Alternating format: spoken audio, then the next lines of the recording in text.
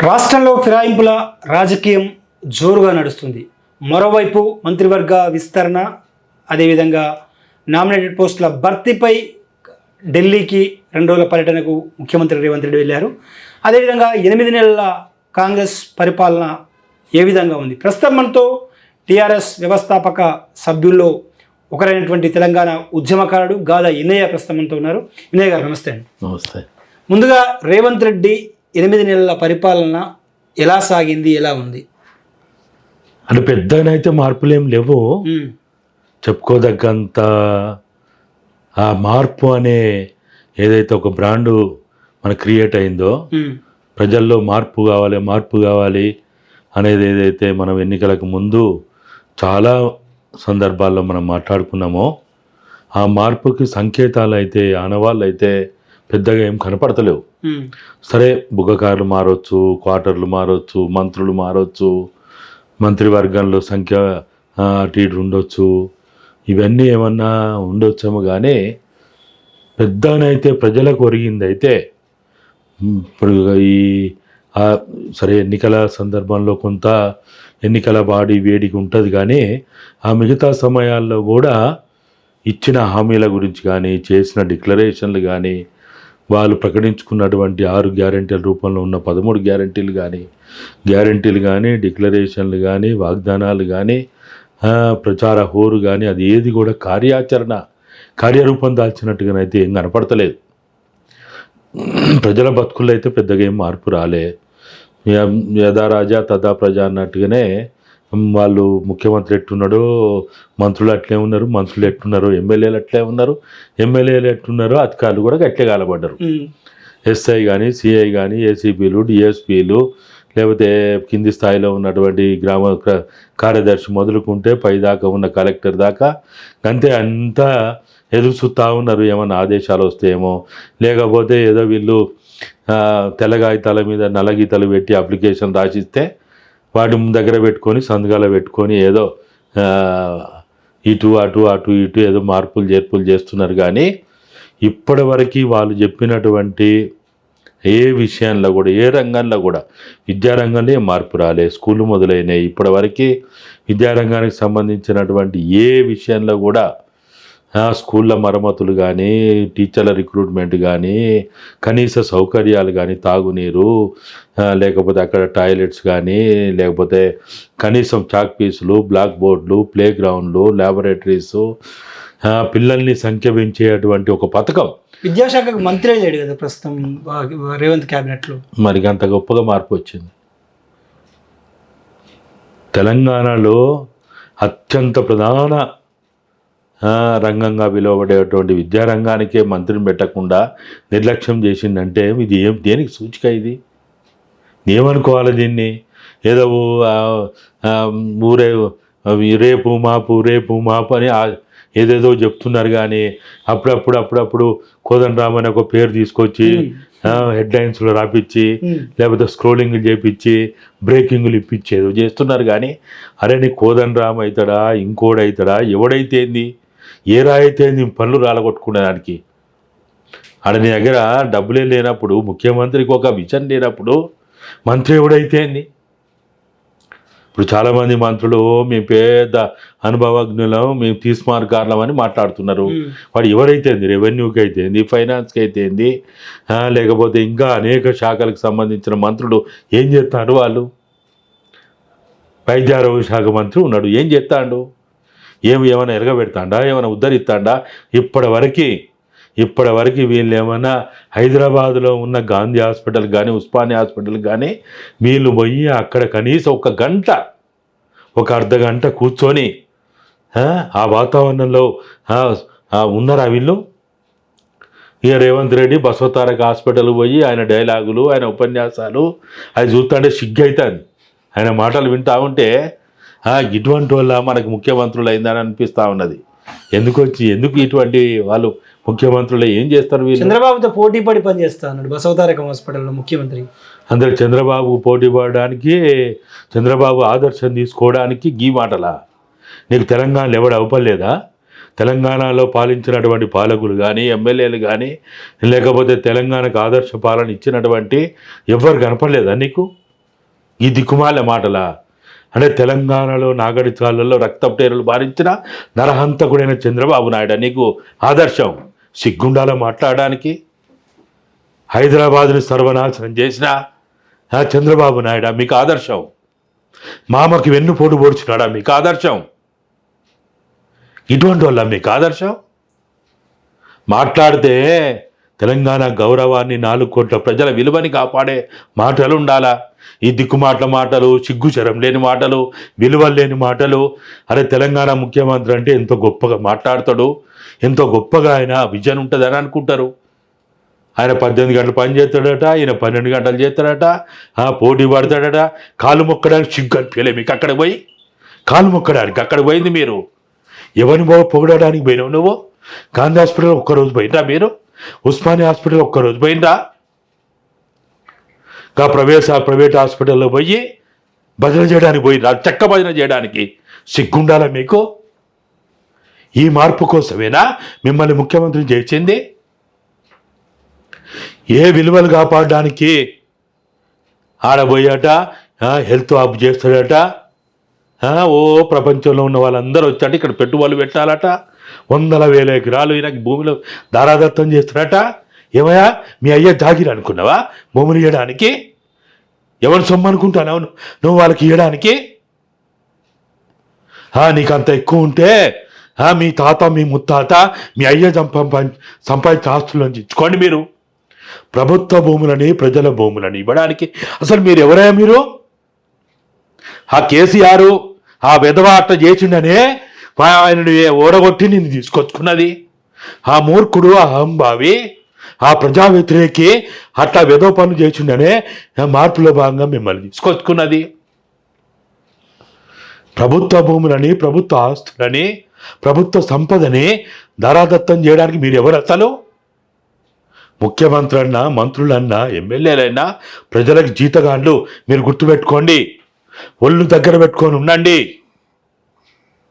భయంతో, భక్తితోటి, బాధ్యతతోటి మీరు ప్రజల పట్ల మీరు మెలగాలి.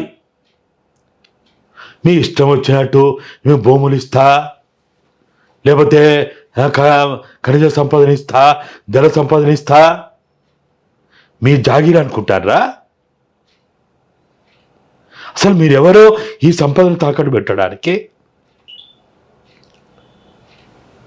ఒక ముఖ్యమంత్రి అంటే 4 కోట్ల ప్రజల భావాలని, వాళ్ళ భావాలని పరిగణలో తీసుకుంటూ అన్ని రంగాల్లో ఉన్నటువంటి నిపుణులతోటి చర్చించుకుంటూ తెలంగాణ గౌరవాన్ని పెంచడానికి పనిచేస్తే ఏమన్నా విలువ ఉంటుంది రేవంత్ రెడ్డి గారు?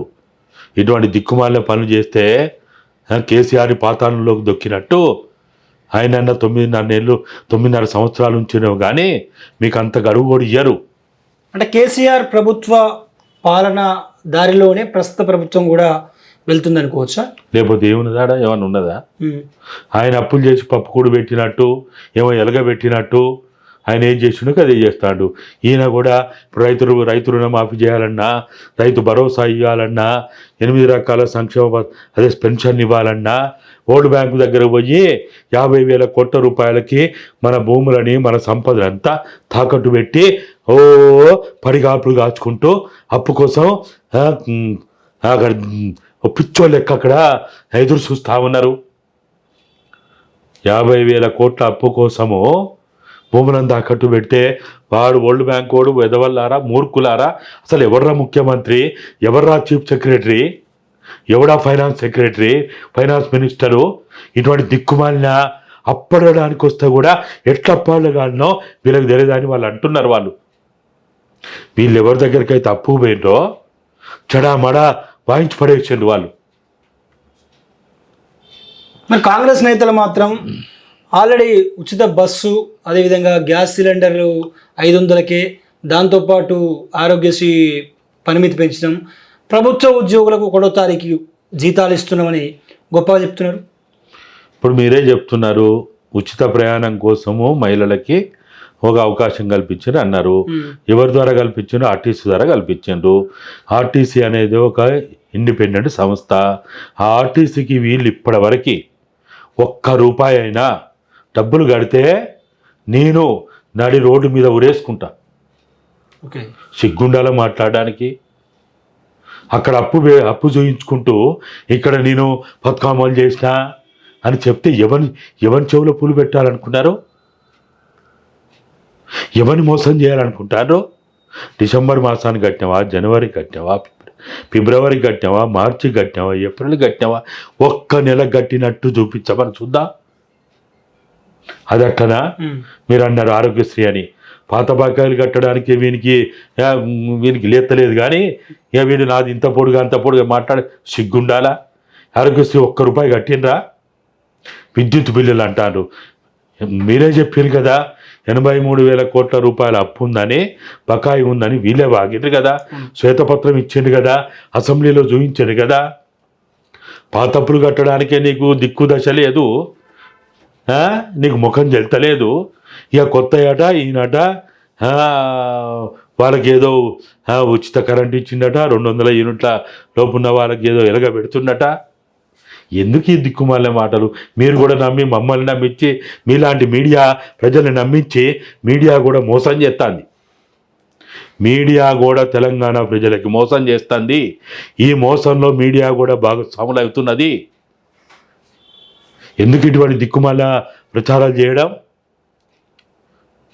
నేరమే అధికారమే నేరస్తులు చేస్తుంటే నోరుండి ఊరక కూర్చున్న ప్రతివాడు నేరస్తుడైతాడు. నేరంలో మనం భాగస్వాములు కావద్దు. ప్రజలను మోసం చేసే దాంట్లో మనం భాగస్వాములు కావద్దు. అమాయకులైనటువంటి, తిండికి లేక, ఉండడానికి ఇల్లు లేక, కట్టుకోవడానికి బట్టలు లేక, అన్నమో రామచంద్ర అంటూ ఆకలికి రక్తనాదాలతోటి మూగ జీవులుగా ఉన్నటువంటి ఈ 4 కోట్ల ప్రజలకి మీడియా కూడా మోసం చేయొద్దు. 2 చేతులు జోడించి వేడుకుంటున్న మీడియా ఉన్న సంస్థలారా,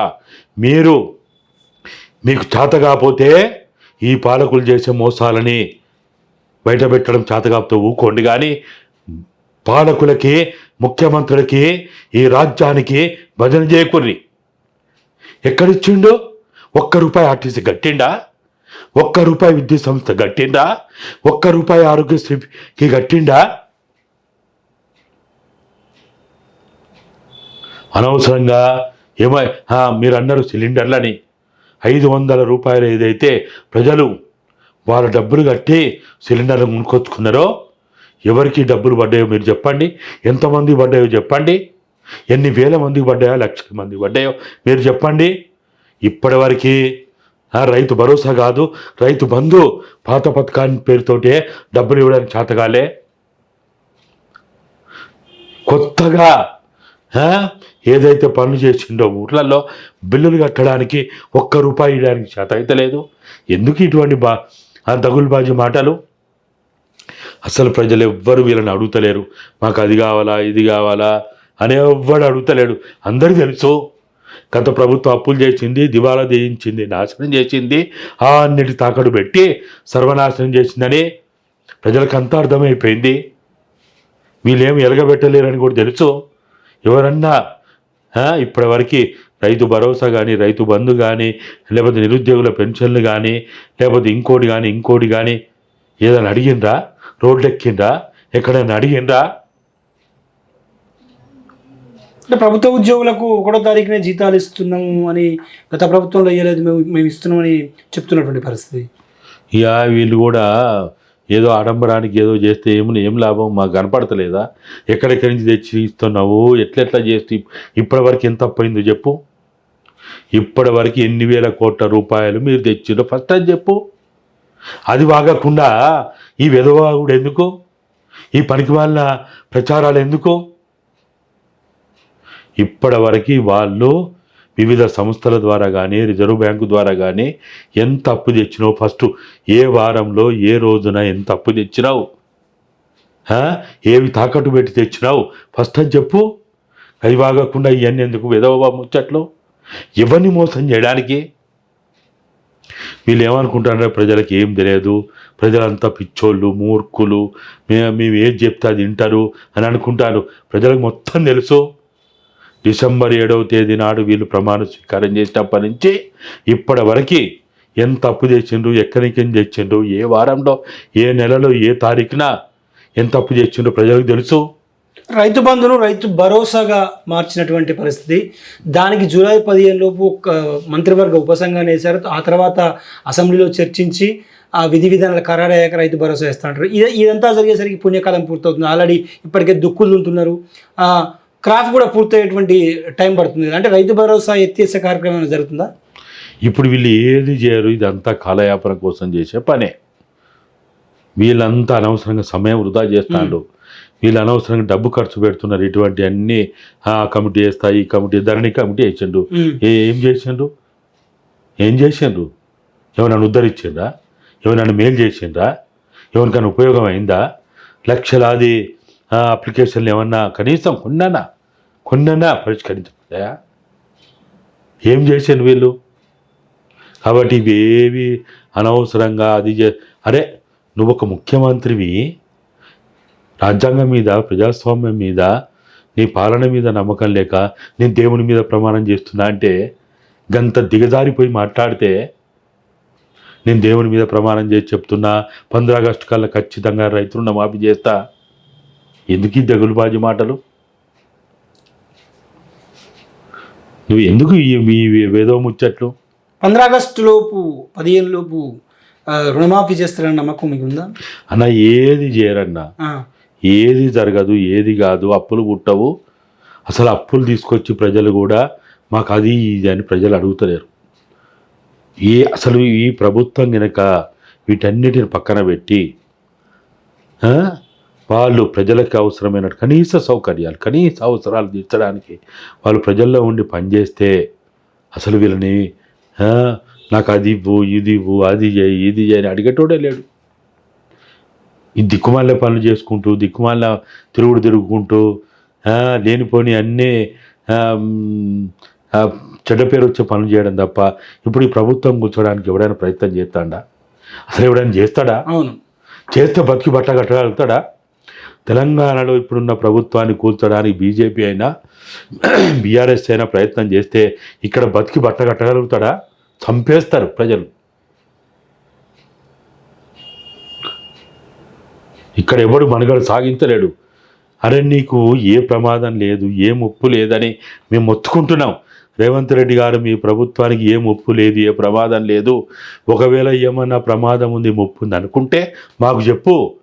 మా ప్రాణాలని ఒడ్డు పెట్టైనా, మా ప్రాణాలని మేము తాకట్టు పెట్టైనా మేము ఈ ప్రభుత్వాన్ని కాపాడుతాం.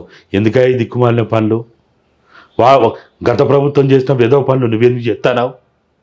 మార్పు అంటే ఇదా? ఆ లుచ్చగాళ్ళు, ఆ మూర్ఖులు, ఆ విధవలు చేసిన నువ్వే కదా నీ నోటితో మాట్లాడింది. పార్టీ ఫిరాయించిన ఎమ్మెల్యేల మీద నువ్వెన్ని మాట్లాడినావా? నీకు మర్చిపోయినావా? నీకు చాలా జ్ఞాపక శక్తి ఉందంటావు కదా. విధవలు అన్నావు, దద్దమ్మలు అన్నావు, మూర్ఖులు అన్నావు, సన్యాసులు అన్నావు, సంటలు అన్నావు, సౌటలు అన్నావు, చంపేస్తా అన్నావు. అలానే ఎన్ని మాట్లాడలేదా? బజార్కి ఈడుస్తా అన్నావు. మరి ఇప్పుడు బజార్కి నిన్నేడు వాళ్ళ, పార్టీ ఫిరాయించే ఎమ్మెల్యే నేడు వాళ్ళ సిగ్గు నీకు లేదా, వాళ్ళకి లేదా? చీమునెత్తు నీకు లేదా, వాళ్ళకి లేదా? నీ ప్రభుత్వానికి ఏం ముప్పు వచ్చింది? ఎవడా నీ ప్రభుత్వానికి వచ్చేది? అంత దమ్ముందా? అంత దమ్మున్నాడు తెలంగాణలో ఉన్నాడా? తెలంగాణ ప్రజలను నమ్ముకో, తెలంగాణ ఉద్యమకారులు నమ్ముకో, తెలంగాణ వాదాన్ని నమ్ముకో. అంతేగాని నేను దేవుళ్ళని నమ్ముకుంటా, దేవుళ్ళ మీద భరోసా వేయడానికి నీ ఇంట్లో పూజలు చేసుకోవద్దంటలేము. నువ్వు ప్రజలను నమ్ముకో. ప్రజల మీద నమ్మకంతో పాలన కొనసాగించు. కానీ ఉత్తానే అనవసరంగా వానింటికి పోతా, వాని లాక్కొత్తా, వీనింటికి పోతా, వాని లాక్కొత్తా. సిగ్గు లేదా అసలు ఈ పని చేయడానికి? ఒక ముఖ్యమంత్రి స్థాయిలో ఉన్నోళ్ళు 4 కోట్ల ప్రజలకి మీరు ఒక ప్రతినిధి. మీరు ఒక్కరు ఎక్కడికైనా పోతున్నారంటే మీ అంట 4 కోట్ల ప్రజలు వస్తున్నట్టు. 4 కోట్ల ప్రజల గౌరవాన్ని కాపాడండి మీరు. అంటే ప్రభుత్వం ఏర్పడిన తర్వాత అసెంబ్లీలో శ్వేతపత్రాలు రిలీజ్ చేశారు, చూసాం. కాళేశ్వరం ప్రాజెక్టు మీద ఎంక్వైరీ కమిషన్ వేశారు. ఆ తర్వాత ఫోన్ ట్యాపింగ్ మీద ఇంకేదో దర్యాప్తు జరుపుతున్నారు. ఇప్పుడు తాజాగా విద్యుత్ కొనుగోలు అంశం మీద కమిషన్ వేశారు. ఓన్లీ కమిషన్లు వేసి సాగదీయడమైనా గత ప్రభుత్వాల తప్పిదాలు అవకతవకలు బయటికి తీసేటువంటి అవకాశాలు ఉన్నాయా? ఇదేది చేయరన్నా కమిషన్లతోటి కాలయాపన చేయడం తప్ప గత ప్రభుత్వంలో జరిగినటువంటి ప్రజలకి నష్టం కలిగినటువంటి పనులు వీడేవి కూడా చేయడానికి సిద్ధంగా లేరు. ప్రజలు ప్రధానంగా కోరుకున్నది విద్యారంగంలో మార్పు రావాలన్నారు, వైద్య రంగంలో మార్పు రావాలన్నారు, ఉపాధి రంగాన్ని బలోపేతం చేయమంటున్నారు. వాళ్ళ యొక్క ప్రజలు ముఖ్యంగా ఆదివాసీలు, గిరిజనులు, దళితులు, బహుజనులు, గ్రామీణ ప్రాంతాల్లో ఉన్నటువంటి రైతాంగం వాళ్ళ ప్రధాన సమస్యలు ఏవైతే ఉన్నాయో వాటి గురించి పట్టించుకోమని అడుగుతున్నారు. గత ప్రభుత్వంలో అన్యాక్రాంతమైనటువంటి భూమిని తిరిగి తీసుకురమ్మంటున్నారు. గత ప్రభుత్వంలో జరిగినట్టు అవినీతి అక్రమాలు జరగకుండా చూడమంటున్నారు. లంచగొండి విధానం లేకుండా చూడమంటున్నారు. అప్పుల పాలు చేసిన ఈ రాష్ట్రాన్ని తిరిగి అప్పుల పాలు చేయొద్దని ప్రజలు కోరుకుంటున్నారు. ఇవన్నీ ప్రజలు కోరుకుంటుండ్రు. కానీ ప్రజలు ఇంకేదో మా గండపెండారాలు తొడుగు బీర్లు బిర్యాలు తీసుకురా, మేము పని చేయకున్నా కానీ మాకు ఏదో చేసి పెట్టామని ప్రజలు అడుగుతలేరు. ప్రజలు ఎప్పుడు అట్లా అడగారు. మేము కష్టం చేస్తాం, మేము పని చేస్తాం, మా పని కల్పించమని ప్రజలు అడుగుతున్నారు. మేము స్కూల్లోకి పోతాము, మేము గవర్నమెంట్ స్కూల్లోకి పోతాము, అక్కడ కనీస వసతులు కల్పించమని విద్యార్థులు అడుగుతున్నారు. ఇవాళ నిన్న మన జూనియర్ డాక్టర్ సమ్మెకు పోయిండ్రు. ఎందుకు పోయిండ్రు?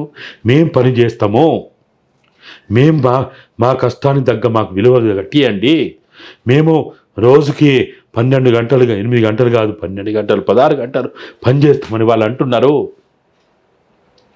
వాళ్ళ గురించి పట్టించుకోరు. ఆ దిక్కుమాల బసవతారక హాస్పిటల్ పోయి అక్కడ పోయి ఓ పేద ఉపన్యాసాలు దంచుడా. ఒక్కనాడైనా వీళ్ళు గాంధీ హాస్పిటల్ పోయిందా, ఉస్మానియాకి పోయిందా, ఏ జిల్లా హాస్పిటల్ కన్నా పోయిందా? అక్కడ పోవడానికి వీళ్ళు కాళ్ళు రావు, అక్కడికి పోవడానికి వీళ్ళు మనసు ఉండదు. ఎమ్మెల్యేలు పోరు, మంత్రులు పోరు, ఎవ్వరు పోరు. ఎందుకు ఈ పాలన? 8 నెలలు అవుతున్నా మంత్రివర్గ విస్తరణ ఎందుకు జరగట్లేదు?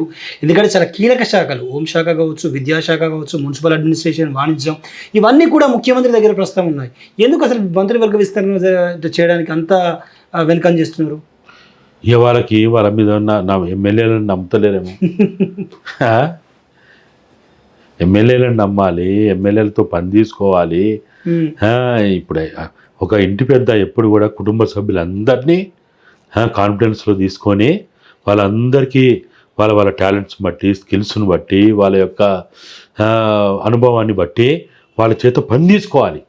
ఏ అధికారితో ఏం పని తీసుకోవాలి, ఏ ఆఫీసర్తో ఏం పని తీసుకోవాలి, లేకపోతే ఎమ్మెల్యేలతోటి, ప్రజాప్రతినిధులతోటి, పార్టీతోటి ఎట్లా పని తీసుకోవాలనే ఒక ఆలోచన ఉండాలి, విజన్ ఉండాలి. ఈయనకేమో బిందులు వినోదాలు, లేకపోతే వాడు వీడు వాని చెక్క భజన చేయడం, వీని చెక్క భజన చేయడం, వాని పోవడం, ఇదే సరిపోతుందా అని నాకు ఆశ్చర్యం వేసింది.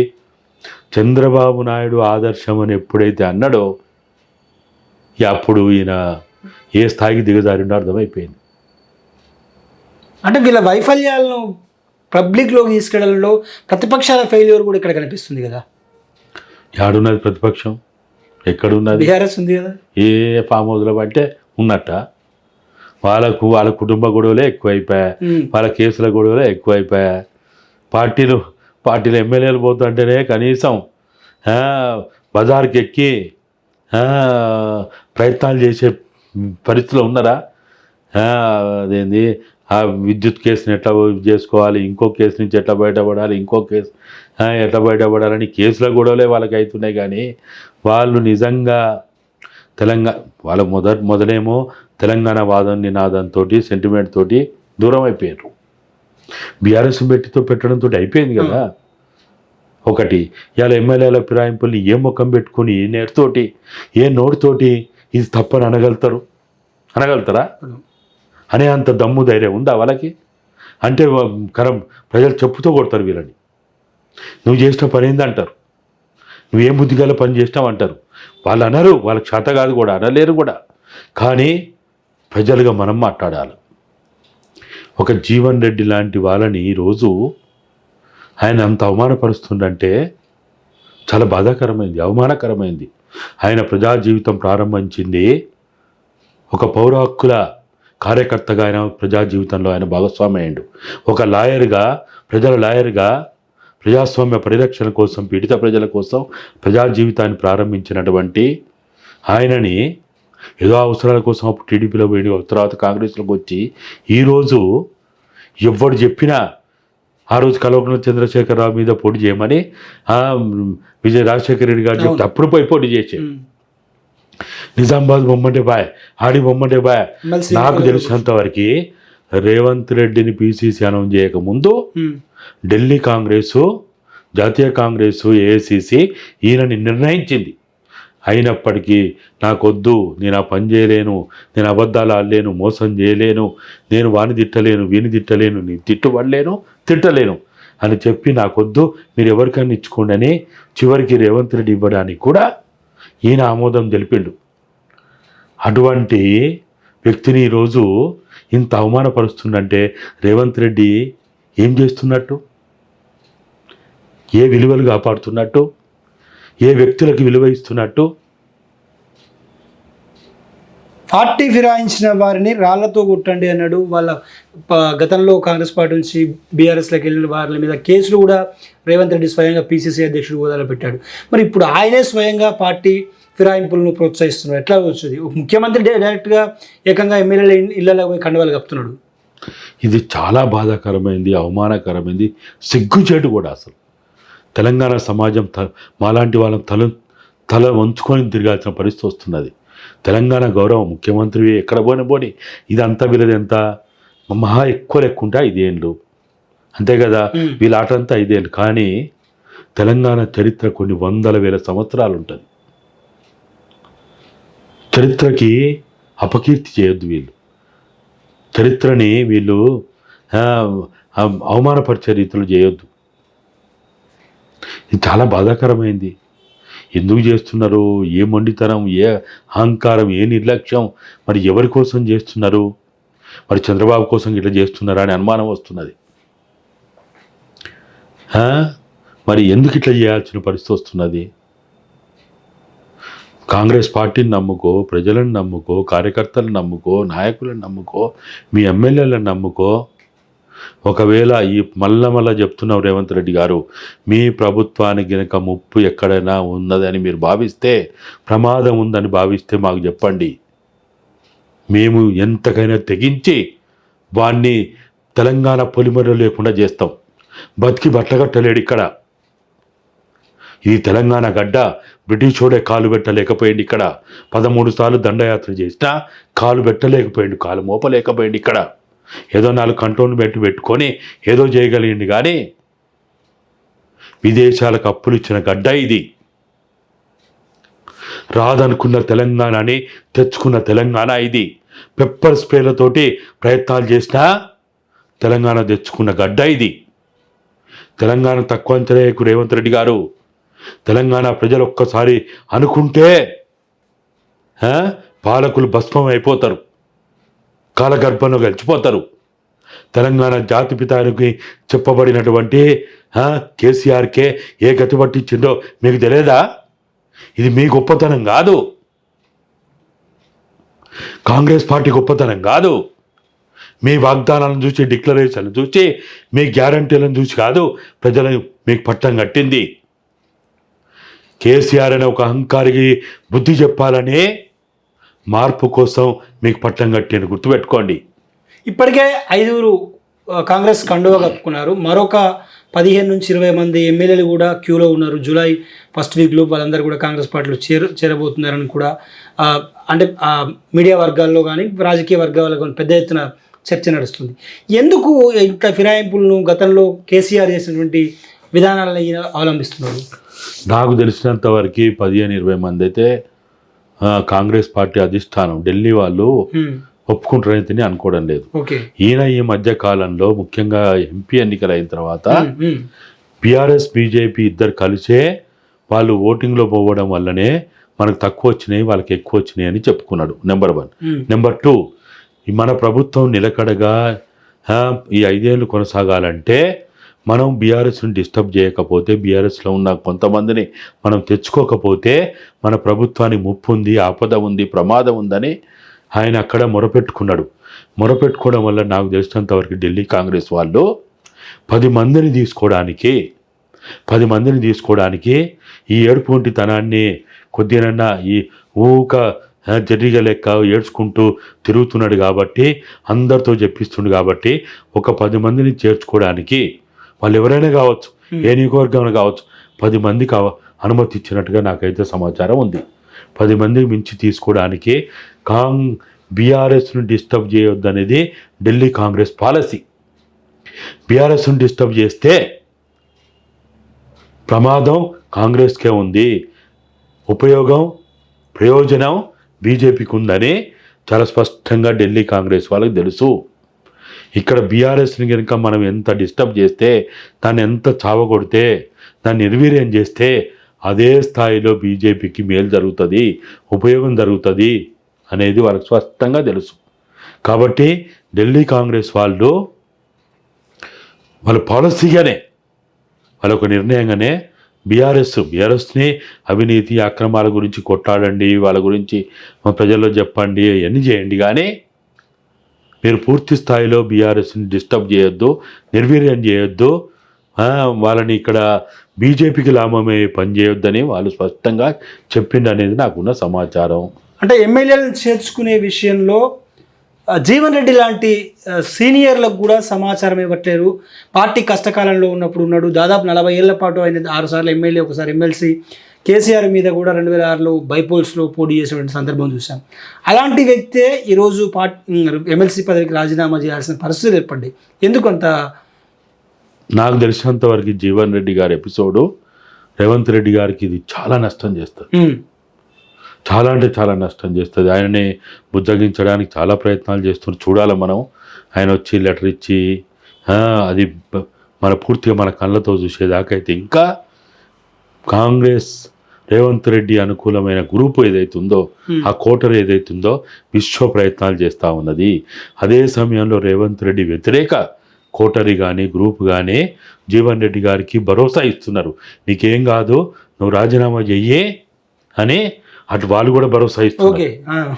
రేవంత్ రెడ్డి వ్యతిరేక వర్గం కూడా జీవన్ రెడ్డి గారి టచ్లో ఉండి ఆయన కూడా భరోసా ఇస్తున్నారు. చూడాలి మరి దీంట్లో ఏం జరుగుతుందని. మనం ఇప్పుడే ఇంకా టైం ఉంది, ఇంకా 1 గంట సమయం కావాలా. మరి ఆయన అంతిమంగా ఫైనల్గా నాకు తెలిసినంత వరకు అయితే ఈ అవమానాన్ని భరించలేకపోతున్నాడు ఆయన.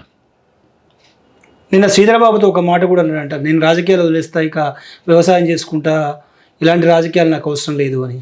ఆయన ఒక్కసారి కాదు, శ్రీధర్ బాబుకి ఒక్కసారి చెప్పొచ్చు, కానీ ఆయన ఓడిపోయినప్పటి నుంచి నాతోటి సుమారు 10-15 సార్లు మాట్లాడిండు ఫోన్లో. 10-15 సార్లు కూడా ఇన్నన్నా నేను ఈ దగులుబాజీ రాజకీయాలు చేయలేను, ఈ తాగుడు, డబ్బులు పంచుడు, మితిమీరిన అవినీతితోటి కోటాను కోట్లు సంపాదించి ఓట్ల కోసం నేను డబ్బులు ఖర్చు పెట్టలేను, నాకు అది చేత కాదు, ఆ స్థాయిలో నేను దిగజారలేను, విలువలతోటి బతుకుతా కాదనుకుంటే నేను ఈ రాజకీయాలకు దూరం అవుతా అని 10 సార్లు అన్నాడు నాతోటి. ఒక్కసారి కాదు, 10 సార్లు చెప్పిండు. ఎందుకంటే ఆయనకి మాకు చాలా అనినాభావ సంబంధం ఉంది. ఆయన స్టూడెంట్ లైఫ్ కానీ, ఆయన ప్రజల జీవితంలో సిఎల్సిలో పౌరకుల సంఘంలో ఉన్నప్పటి నుంచి నాకు బాగా తెలుసు. నాకు దాదాపుగా ఆయన జీవితం ప్రయాణం అంతా కూడా మేము దగ్గరగా చూసినాం కాబట్టి చాలా విషయాలు నాతోటి షేర్ చేసుకుంటూ ఉంటాడు. కాబట్టి నేను అనుకోవడం అవమానం, ఇది భయంకరమైన అవమానం. ఆయనకి ఏ పదవి ఇవ్వకున్నా పర్లేదు, ఏ మంత్రి పదవి రాకున్నా, ఏ పార్టీలో ముఖ్యమైన పోస్టులు ఇవ్వకున్నా పర్లేదు, కానీ ఎవడైనా ఏం కోరుకుంటాడు, అవమానం లేకుండా ఉంటే చాలనుకుంటాడు. తెలంగాణ ఎందుకు తెచ్చుకున్నాం? ఆత్మగౌరవం కోసం తెచ్చుకున్నాం. ఆత్మగౌరవాన్ని తాకట్టు పెట్టే పని ఏది జరిగినా భరించలేం కదా. ఇవాళ రేవంత్ రెడ్డి గారు మొన్న క్యాన్సర్ హాస్పిటల్ మాట్లాడితే మాకైతే బ్లడ్ బాయిల్ అయింది ఆ మాటలు వింటూ ఉంటే. అవమానం, చాలా అవమానం. మాకు ఆయన 6 గ్యారెంటీలు అమలు చేయకుండా, రైతు రుణమాఫీ చేయకుండా, రైతు భరోసా అమలు చేయకుండా, ఇంకోటి చేయకుండా అసలు మేమైతే దాని గురించి ఆలోచన చేస్తలేము. కానీ తెలంగాణకు అవమానం కలిగే పని ఏది జరిగినా అది వ్యక్తులకు జరిగినా వ్యవస్థలకు జరిగినా చాలా బాధాకరమైంది. ప్రధానంగా పోచారం శ్రీనివాసరెడ్డి కావచ్చు, పోతే కడియం శ్రీహరి కావచ్చు, కేశవరావు కావచ్చు, ఇలాంటి వాళ్ళందరూ కూడా ఒక పార్టీలో పదవులు అనుభవించి అనేక పదవులు అనుభవించి పార్టీ ఫిరాయించడాన్ని ఎట్లా చూస్తారు అసలు? ఏ వాళ్ళకి సిగ్గు శరం లేదని అనుకోవాలి. వాళ్ళకి ఏ విలువలు ఉన్నాయి? కేశవరావు అయినా పోచారం అయినా ఈయన వీళ్ళంతా 60 సంవత్సరాలు దాటి దాదాపు 70+ ఉన్నోళ్ళు. మీకు ఏం కాలబడ్డది రా నాయన? ఇది ఈ దిక్కుమాల పనులు ఎందుకు చేస్తున్నారు మీరు? తెలంగాణ అంటే గీదా? పౌరుషంగా బతకండి రా నాయన. మీకు ఏదైనా లేదు, మీకు ఏమైనా కావాలంటే బిచ్చం ఎత్తుకోండి. తెలంగాణ ప్రజలు బిచ్చం ఎత్తారు. మీకు సిగ్గు ఉండాలా? మీకు ఏమైనా శరంతో బతుకుతున్నారా మీరు? పదవులే కావాలంటే మీకు పదవులు రావాలి. మీరు ఏది అనుభవించలే? మీకు ఏది అనుభవించలే మీరు? అరే తెలంగాణ సమాజము విలువలతో బతికే సమాజం ఇది. తెలంగాణ సమాజం అంటే తలెత్తుకొని బతికే సమాజం ఇది. ఎందుకు ఈ తలదించే పనులు చేస్తున్నారు? మీకు ఏదైనా కావాలా? కేసీఆర్ తప్పులు చేస్తే కేసీఆర్ మీద కొట్టాడండి. మేము కొట్లాడతలేమా? మేము కొట్లాడుతున్నాం కదా. తెలంగాణ ద్రోవులకు వ్యతిరేకంగా మేము కొట్లాడతలేమా? సరే, తెలంగాణ ఉద్యమంలో మీరు ఎక్కడ పాల్గొనలే, ఆ చరిత్ర లేదు మీకు. కనీసం తెలంగాణ వచ్చిన తర్వాత మీకు పదవులు అనుభవించండు, పదవులని మీరు గౌరవించే తగ్గే స్థాయిలో మీకు ఆ పదవులు వచ్చినాయి. మీరు వాటిని కాపాడండి. ఏం చేస్తారా సచ్చినాడు? ఏం కట్టుకపోతారు మీరు? ఎందుకు ఇవి అన్నీ? కాబట్టి వీళ్ళకి నేను అనుకుంటా, వీళ్ళకి ఏ విలువలు ఉన్నాయనైతే నేనైతే అనుకుంటలేను. పార్టీ ఫిరాయిస్తున్నా కూడా కేసీఆర్ ఎందుకు వాళ్ళని ఆపేటువంటి ప్రయత్నం చేయట్లేడు? వాళ్ళతో ఎందుకు మాట్లాడట్లేదు? ఎందుకంటే ఇప్పటికే 39 సంఖ్య కంటోన్మెంట్తో కలుపుకుంటే 6 ఎమ్మెల్యేలు కాంగ్రెస్లో చేరారు. ఆ ఫిగర్ 33కి వచ్చింది. ఏం మాట్లాడతాడు? ఆయన ఏమైనా గొప్ప నీతి వల్ల పనిచేసిండా? బుద్ధిగాల పనిచేసిండా? తెలంగాణ గొప్ప చరిత్రని ఏమన్నా నిలబెట్టిండా? ఇక ఆయన గురించి మనం ఇప్పుడు సచ్చిన పాము కాబట్టి ఊకే ఎక్కువ మాట్లాడుకున్నా ఉపయోగం లేదు. అంటే ఇటీవల మీరు మాట్లాడుతూ బీఆర్ఎస్లోని కొందరు ఎమ్మెల్యేలు టీడీపీలోకి అనే కామెంట్స్ కూడా చేశారు. ఎట్లా, ఏ ఈక్వేషన్స్ ప్రకారం టీడీపీలోకి వెళ్ళేటువంటి అవకాశం ఉంది? అంటే ఇప్పుడున్నటువంటి దేశంలో పరిస్థితి ఇదంతా సంకీర్ణ రాజకీయాలతో కూడిన ప్రభుత్వాలు ఏర్పడ్డాయి. బీజేపీ కేంద్రంలో సంకీర్ణ ప్రభుత్వం అది వాస్తవం చెప్పాలంటే ఎన్డీఏ ప్రభుత్వం కూడా కాదు, అది సంకీర్ణ ప్రభుత్వం. అది సంకీర్ణ ప్రభుత్వం. ఎన్డీఏ భాగస్వాములు లేని వాళ్ళు కూడా దాంట్లో ఉన్నారు. కాబట్టి అది ఎన్డీఏ కాదు, బీజేపీ కాదు, అదొక సంకీర్ణ ప్రభుత్వం. ఈ సంకీర్ణ ప్రభుత్వంలో కర్రపెత్తనం చేయగలిగే శక్తి ఎవరికి ఉన్నది? చంద్రబాబు నాయుడు.